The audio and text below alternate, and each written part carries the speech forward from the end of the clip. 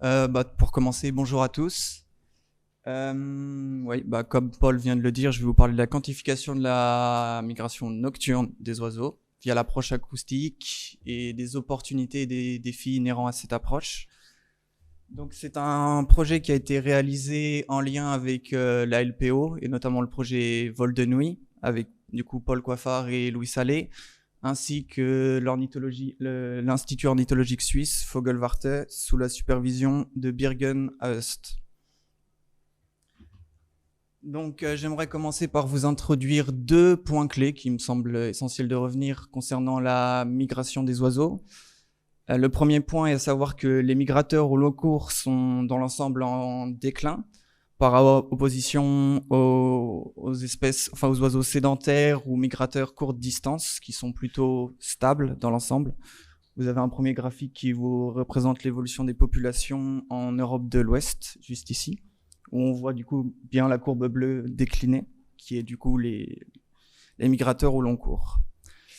Et le deuxième point clé sur lequel j'aimerais revenir brièvement, c'est qu'aujourd'hui, notamment grâce à l'approche radar, que je vais évoquer et revenir plusieurs fois par la suite, la migration, les trois quarts des oiseaux migrent de nuit, ou du moins la majorité des oiseaux migrent de nuit.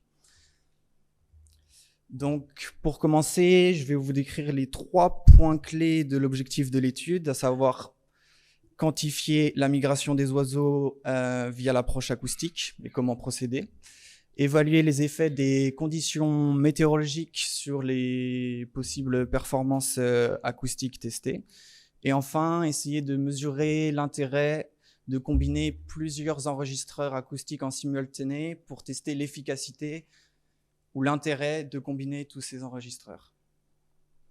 Notre site d'étude sera donc le long de la chaîne des Pyrénées.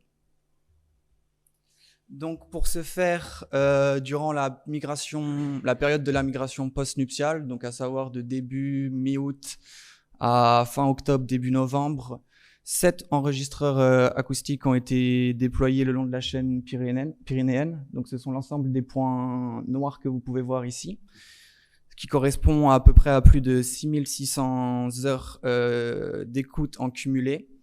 Donc, on s'est principalement focalisé sur l'année 2021, sur l'ensemble de ces 7 sites, et également au cours de l'année 2022, des analyses acoustiques ont été faites sur le site de Lux Sumberot, qui est un site dont on va beaucoup parler aujourd'hui, qui est un des sites principaux d'intérêt, car c'est là qu'a été placé également un Bird Scan MR1.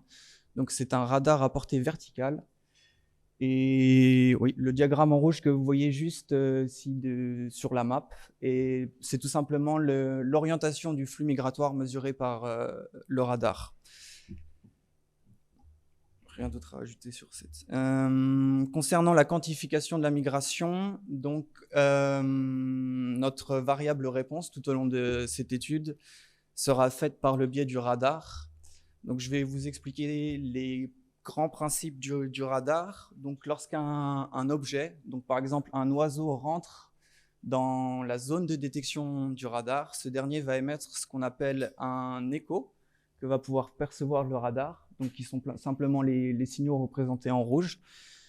Et grâce à ces signaux, grâce à ces échos, donc ici vous avez la représentation de 3 différents échos. Je vais revenir brièvement dessus. Ces échos que vous pouvez voir ici, vous avez pour le premier cas, donc en bas, un écho d'un wadder, donc d'un oiseau d'eau qui peut être un anatidé ou un limicole, avec des fréquences de battement d'ailes qui sont continues, comme vous pouvez le voir, et sans interruption. Et grâce à ces informations d'écho, il nous est possible de faire 6 grandes classes grâce au radar, donc notamment les insectes, les oiseaux d'eau, dont l'écho que je viens de vous présenter, mais également les passereaux, les swifts, donc principalement les hirondelles et les martinets, également les large birds, donc ce sera principalement les oiseaux planeurs, donc les grands rapaces et les cigognes, et j'en oublie peut-être un, j'ai déjà dit les insectes, oui. Et la dernière classe, il y a aussi les chauves-souris également. Et donc pour venir un peu plus en détail, donc comment fonctionne un écho, vous avez tout simplement ici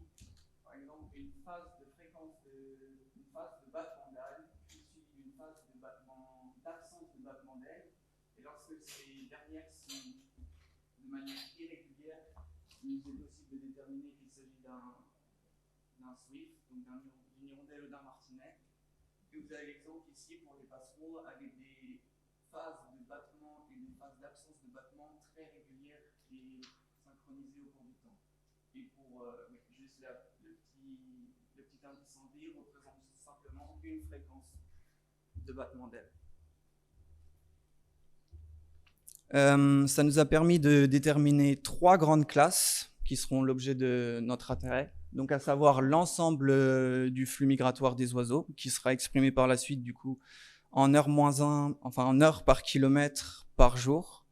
Le flux migratoire des passereaux, qui sur le long de la chaîne des Pyrénées a représenté pas moins de 60% de l'ensemble des oiseaux migrateurs décomptés. Et enfin, le flux migratoire des turdidés, donc je précise qu'il s'agit des grives et des merles, qui représentent 15% de l'ensemble de notre flux migratoire mesuré. Oui, et peut-être un détail que j'ai oublié de préciser aussi, c'est que le radar mesure entre 50 et 1000 mètres d'altitude dans son ensemble. Et juste, ouais, le code couleur aussi est important pour la suite à retenir. Donc en bleu, les oiseaux, en orange, les passereaux et en vert, les turdidés. En ce qui concerne les données acoustiques, une fois ces dernières collectées, il est possible de transformer un son en ce qu'on appelle un spectrogramme, que vous pouvez juste voir ci-dessous, où l'axe des abscisses représente le temps et leurs données les fréquences en Hertz. Et à partir de cette transformation d'un son en image, il est possible d'extraire de manière plus rapide des cris. Donc vous avez l'exemple avec un petit gravelot ou encore un pipi des arbres et enfin le gobe-mouche noir. Donc ça a été un long processus. Une fois tous ces cris annotés, il nous a été possible d'extraire 3 grandes mesures, à savoir le taux de cris, donc le nombre de cris par heure par nuit, le taux de passage. Je vais peut-être expliquer succinctement ce qu'est le taux de passage. C'est lorsqu'un oiseau ou un groupe d'individus passe sans prendre en compte le nombre de vocalises. Tout simplement, si on a un groupe de grues cendrées qui passe et qui peut émettre des centaines, voire plusieurs centaines de cris en vol, il aura la même valeur que le passage d'une grive musicienne qui va émettre généralement entre 1 et 10 cris. Et enfin, le nombre d'espèces pour pouvoir accéder à la composition des espèces migratrices nocturnes sur 7 jours glissants. Donc voici, là vous avez un résumé des quelques chiffres clés avec pas moins de 43 espèces migratrices recensées sur le site de Luxembourg en 2 ans, pour pas moins de presque 40 000 cris de vol, 4 500 passages. Les passereaux via l'acoustique ont représenté pas moins de 40% des espèces dénombrées, avec une forte disparité entre le nombre de cris de vol et de passages, et la diversité des turdidés détectés compte pour pas moins de 10% des espèces migratrices. Venons-en au premier résultat. Donc ici, vous avez la variance expliquée. Donc c'est à quel point les modèles acoustiques expliquent le flux quantifié par le radar à partir du coup du nombre des 3 principales métriques. Donc on va s'intéresser juste au nombre d'espèces, nombre de cris et nombre de passages en fonction des 3 groupes taxonomiques ciblés, donc à savoir les oiseaux, les passereaux et les turdidés. Et ce qu'il faut retenir, c'est que le taux de passage est le prédicteur acoustique unique le plus efficace. Donc ce dernier ici, qui est à chaque fois plus performant que le cri de vol ou la diversité d'espèces, mais également que l'acoustique semble être beaucoup plus utile à fine échelle taxonomique. Donc à l'échelle des turdidés, on voit que dans l'ensemble, ça performe. L'acoustique est bien plus à même d'expliquer le taux de passage des turdidés que celui des passereaux ou encore des oiseaux. Donc ici, vous avez un exemple assez concret où l'axe des ordonnées représente le flux migratoire, donc exprimé en nombre de turdidés par heure par kilomètre. Et la courbe en noir représente simplement le nombre de turdidés recensés via l'approche radar, donc avec des pics atteignant plus de 1500, 1600 turdidés par heure par kilomètre pour certaines nuits. Et la courbe verte est simplement la modélisation, mon meilleur modèle, c'est-à-dire le dernier, ma meilleure modélisation de mon flux migratoire grâce à l'approche acoustique. Donc simplement en recensant les cris de vol de turdidés, avec pas moins de 63% de mon flux expliqué grâce à l'acoustique.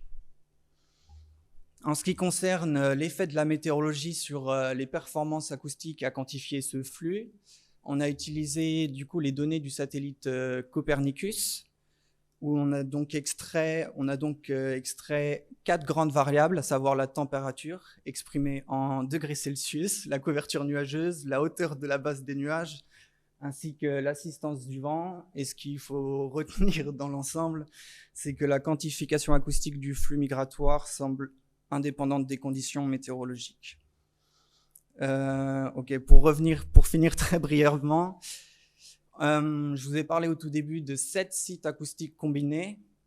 Et en combinant l'ensemble de ces 7 sites pour prédire le flux migratoire du site de Lux, l'utilisation de ces 7 sites combinés a grandement contribué à augmenter la variance expliquée et réduit l'incertitude de nos quantifications.